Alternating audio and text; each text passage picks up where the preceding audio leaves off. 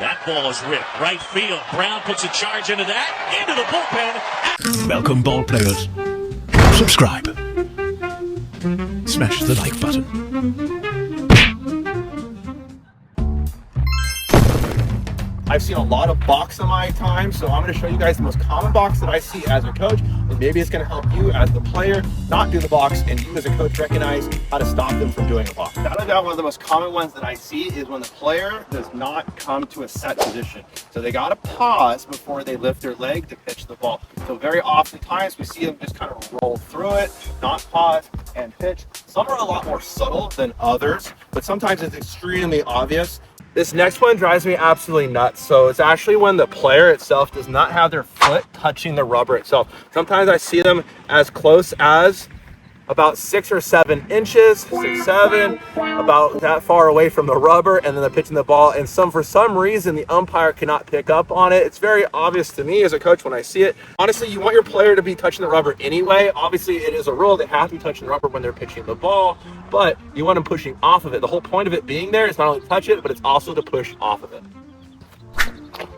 So when the base runners are starting to do their leadoffs, it's a whole other element of a challenge for the pitcher. And so the pitcher, oftentimes, when they come set, they want to look at the runner that's on first base. What they do is they're turning their shoulders. And we're not allowed to be turning our shoulders. Before you come set, you are allowed to turn and look and see how far away the base runner is. But once you come to a set position, you can only move your head back and forth. If you tilt that shoulder, that is a balk.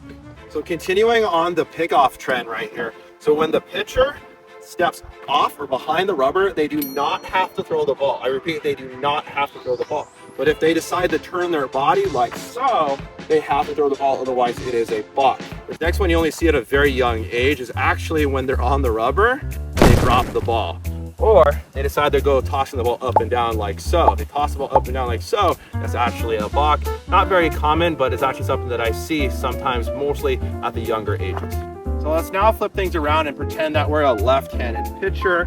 So the left-handed pitcher, when they are picking off, okay, they can do a couple of things, right? They can step off and throw it. They don't have to throw it because they stepped off, remember? But if they lift their leg up and they cross over, meaning this leg crosses over the one that's on the ground, then they have to actually pitch the ball. So very often do I see that left-handed pitcher crosses their leg over and they pick off.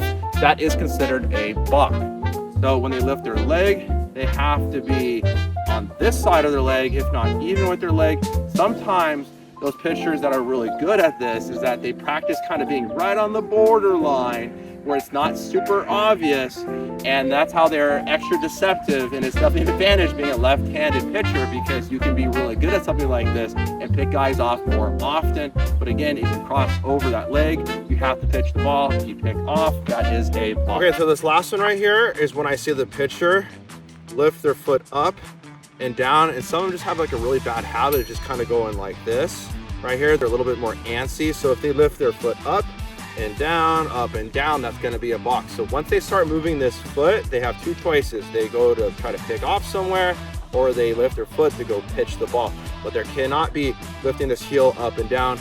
That is something that you see sometimes at the major league level, is those guys are a little bit wobbly and they kind of tilt their knees a little bit. And sometimes it's a little bit more subtle, but the professional umpire is looking at something like that.